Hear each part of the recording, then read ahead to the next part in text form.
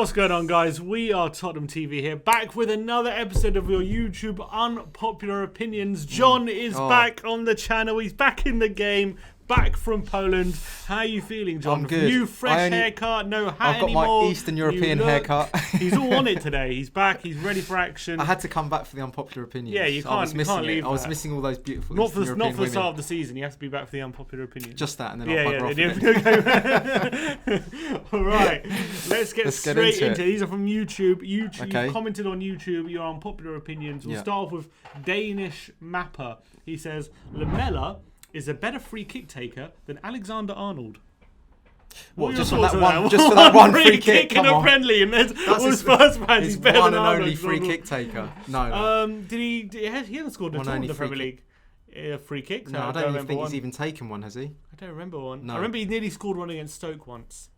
Nearly. But what I would say, no one ever mentions this. This is my unpopular opinion. I think Dyer should take the free kicks for us. Dyer is underrated at free kicks. Dyer's got a very good percentage free kick, if you know what I mean. Yeah, he hits the target quite often. He's quite good at forcing a keeper to make a save. He doesn't put too much gear on the ball, if you know what I mean. I actually think he gets quite a decent dip on it. But he just has a nice percentage of free kick, and I don't know why they don't let him take more free kicks. I would personally do that. He's never scored for Spurs a free kick, but he scored for England. Yeah, but from what I've seen, he's decent. Every time he takes a free kick, it's nearly a goal. But Lamela's not better than Alex. No. Well, it was a good little cheeky free kick he did. It was, but Trent is one of the best in Europe. That's a little bit of a knee-jerk opinion, that one. Next one is from ML, just ML. Aurier makes less mistakes than Sissoko. About the same. You say about the same. We've got clumsy players in our team. They're very rash, I would say, both of them. But do you think Aurier makes less mistakes? I actually think this might be true, but what the difference is Aurier makes bigger mistakes. Well, what about the handball? Champions League final. That wasn't his fault. Yeah, but it's still a mistake, isn't it? I mean, if you watch Dyer, it wasn't. I'm still bitter about. Please no, but I know. But if you watch Toby defending, he actually keeps his arms behind his back in those situations. Clever. You know what I mean? He's more clever, yeah. But I think Aurier is more likely to give away a penalty. He's more likely to get a red card, whereas Sissoko is more likely to miscontrol a football. Yeah, I mean, Jose even said in the documentary, didn't he? Goes, I worry about you giving away. You'll give shit penalty from here. Clumsy, and we've got clumsy. Dyer's clumsy, Aurier's clumsy, and Sissoko's clumsy. But who's clumsier, Aurier or Sissoko? Come on, stick it. That is. How can you decide between that? That's like deciding between a fart or a Chinese burn. Don't know. I think they're about the same. I think they're both as clumsy as each other. I think he's right. I think Aurier makes less mistakes than Sissoko, but I think Aurier makes bigger mistakes than Sissoko. Oh, right, that's why I go along with you there. So not bad there. Hostile Gaming says Kane is better than Shearer.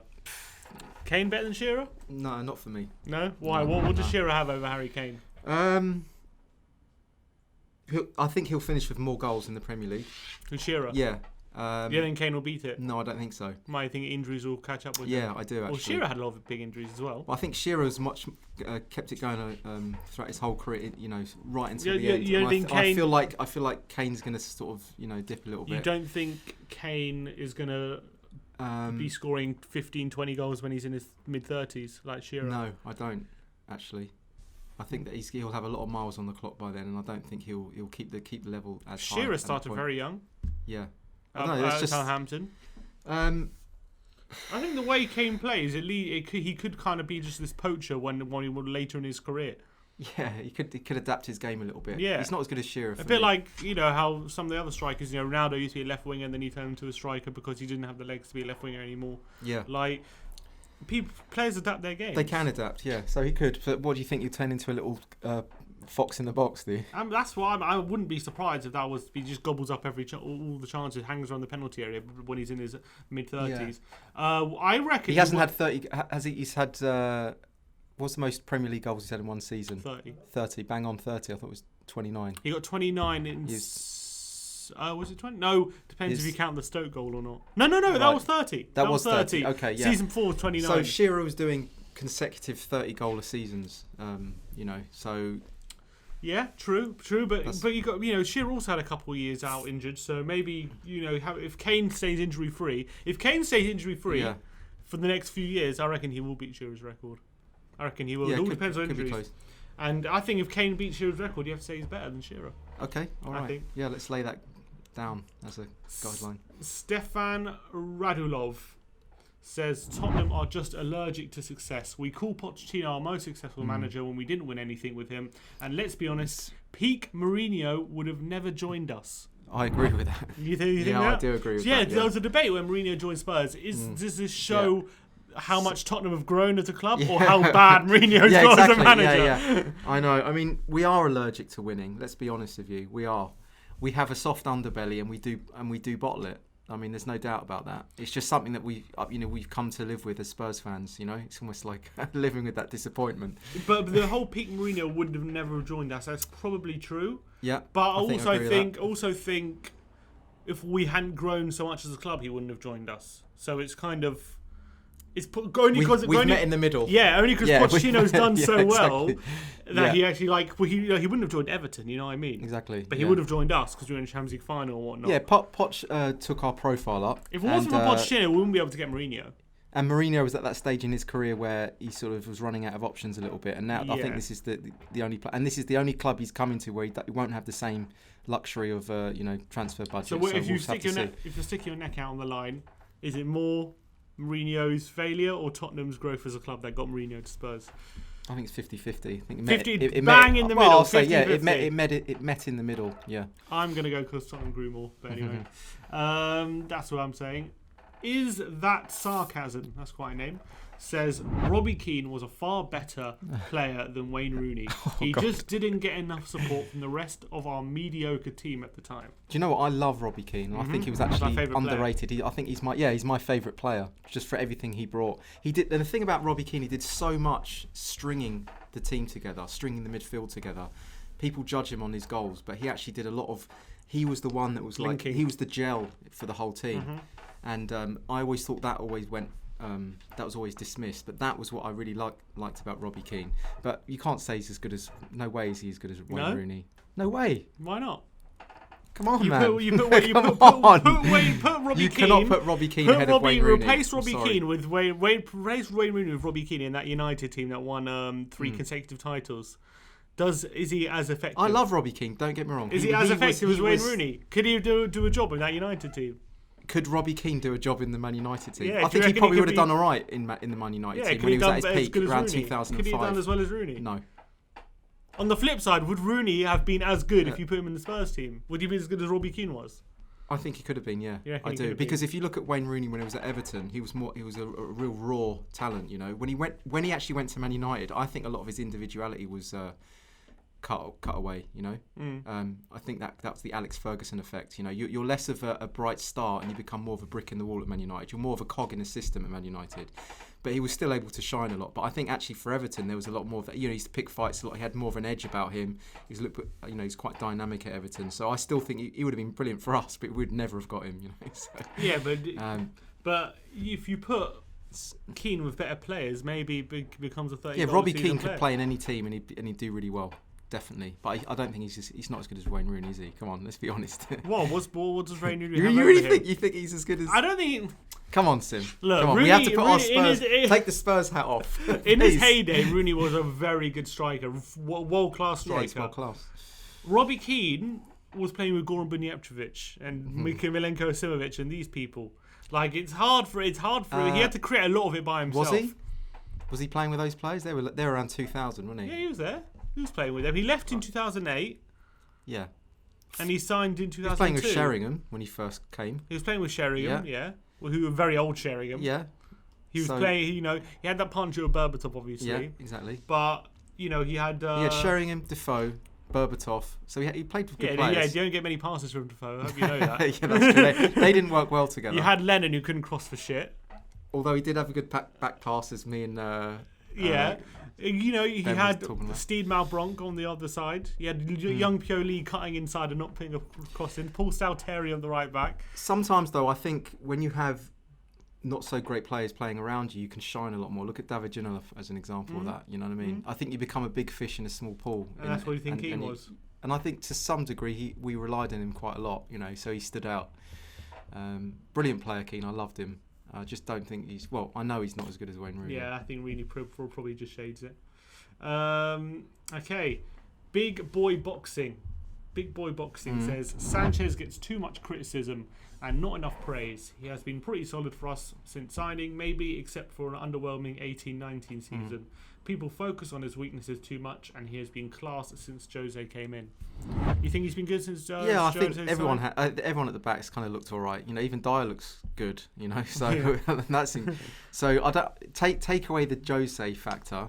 I think he hasn't been amazing and he hasn't been dreadful. I think he's just been all right. You know, I don't think he's lived up to the price tag yet. I was hoping to see a lot more from him.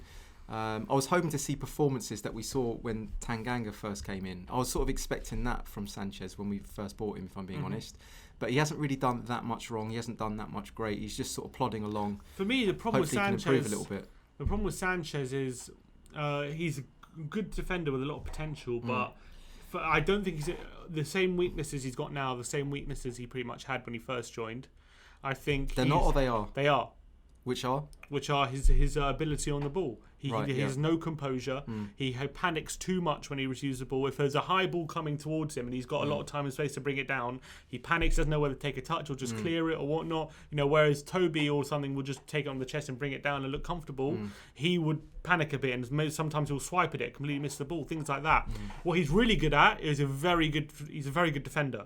Yeah. So he's really good at marking. He's really good at tracking runs. He's really good at outmuscling players, seeing things out for goal kicks, making tackles. His recovery defensive play is pretty good as well. Yeah, really good recovery play. He's a very good defender. Yeah. Just at this level, you need you need to have that composure on the ball when you have possession. Yeah, absolutely. And you need to be able to what also lets him down for me is his passing. Very bad passing. I actually think when we first got him, he was actually a lot more positive on the ball, and he was playing the balls through the lines. You know, through the first line, and then I think he got caught out once, and he started to bottle it a little bit with his passing, and now he looks a little bit nervy on the ball. And also we're comparing him to Vertonghen and Toby, who are such good passers of the ball for centre backs, one of the best we've ever had. And then you've got someone like Sanchez who's just not that standard, and that's something that he really needs to improve for me to really take it up a level. I think I think the defensive side of the game he's fantastic. It's just at this level when you're challenging for top things, you want to challenge for top 4 Champions League trophies, you need to be able to have both sides of the game. Definitely. You need to be good on the ball. Yeah. Absolutely. And that's where I think if he could have some of Foyth's composure, we could have the perfect if defender. you combine Foyth and Sanchez together. No, that would actually be a good... Foyth is the opposite. He's really good on the ball and composure, but defending, you can kind of go away. Yeah, that's a nice way of looking at it, yeah.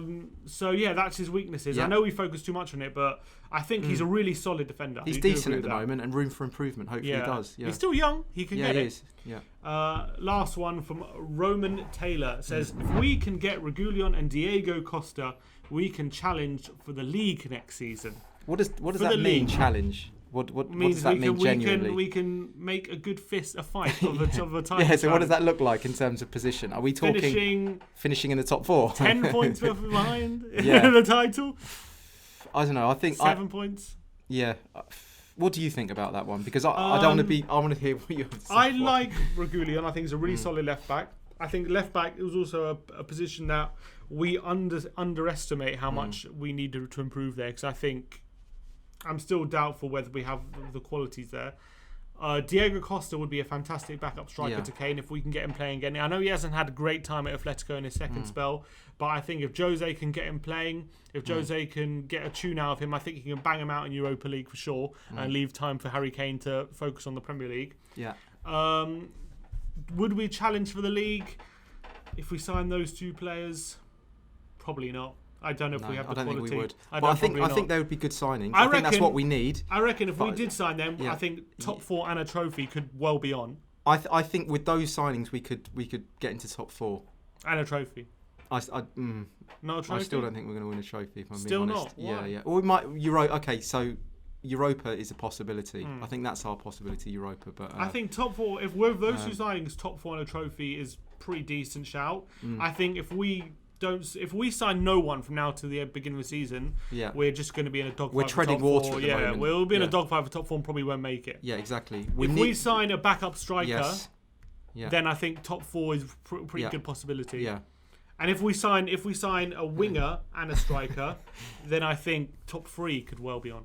Yeah, but we do need those. That's the thing. We need them. If just for what we've got at the moment, if we're just treading water. So. But for a title challenge, if we want a title challenge, I want a centre back, I want a left back, I want a winger, and I want a striker. Yeah, absolutely. I want 4 signings. You do. If I want a title challenge. Yeah, you genuinely do. That solves 2 of them, but you still need another 2 for me. Absolutely. All right, last one.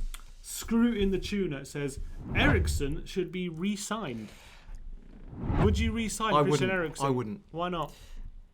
I just think his time's done. You know, move on. I just don't think his heart was in it towards the end. He wasn't really making an effort. I just think it just, you know, I can understand that type of player is what we need, like a creative playmaker. But I just don't think Eriksen's the answer for that. You think his time's come and gone? Yeah, and I don't think I think we've seen the best of him already, and I don't think we'll see that again. But that peak performance was from him, and I don't think that his heart and desire will be the same. It's like going back to it's like. When Keane came it's like breaking up with your girlfriend, thinking you've got hotter girls after you, and then that doesn't work out, and you're like crawling back to her. You know, please have me back. I just don't see it working. I think that he should. I think we should draw a line in the sand with Eriksen and look elsewhere. But are there many better players than Christian Eriksen for his vision and his chance creation? There probably are out there. Yeah, Bruno Fernandes would have been. You think Bruno Fernandes has better vision than Eriksen? Yeah, possibly. Interesting. Well, for now we can't get him anyway, but who can we sign? I don't know who we could sign. Do you think Lo Celso can step up in that position? I actually prefer Lo Celso playing a little bit deeper. That's personally for me, because I think that he's just what we need to turn like that kind of sluggish defensive play, you know, like getting stuck in and around your own box, and really breaks the play and really you know, moves it through the lines. So I don't know, but Lo Celso could play further forward, but I don't think we don't really have a player like Eriksen though in the squad. Yeah, I know. But I just don't think he's the answer. I just don't think going back to Eriksen would work. I don't think it would be good for the morale. I don't think it would be good for him or us, rest of the team. Okay, but look at it. This deadline day, yeah. He wants out. Yeah. Right, we're struggling to get a player in. He says he'll come back and he'll give his all. Are you saying? Yeah, if he came back like, God, I really want to do it. You know, I really want to do it. Are you saying yes? I'm sorry, man. You know, I love you, Spurs. We're struggling to get any signings in, but it's like Eriksen or nothing.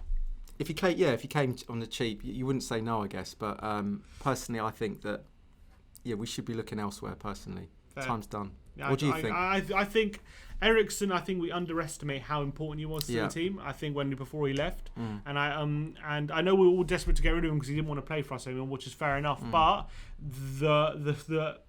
the role he played in the squad of the team, that vision he had, it was top 5 in Europe at the time, and he was that good. He could pick a cross from anywhere on the pitch. He'd cross the ball and he could be pinpoint onto. How many goals did Dele Alli get from the back post from an Eriksen cross? And that's what I fear we're missing, and we don't really have a player in the squad except for maybe Lo Celso, who can develop into that, who can play that role. And that's why sometimes I think we struggle. We don't have anyone with that sort of vision. So we could do a player like Eriksen, and someone who's as good as him or better is costing you 60, 70 million. You're going to have to spend that kind of money. So on that basis, would I have him back? I think I would. I think I would have him back if he's willing to put his all. I would have him back. If he's got a renewed sense of motivation. You don't want the Eriksen from the last 12 months. Obviously not. But if he's got a renewed sense of motivation, he's willing to fight for us, then I'd have him back. But I guess he would be a last resort kind of thing. Yeah. Okay. That's what I'd say. But let me know in the comments below, what are your opinions? What do you think of what we said today? Like and subscribe, and as always, come on, you Spurs.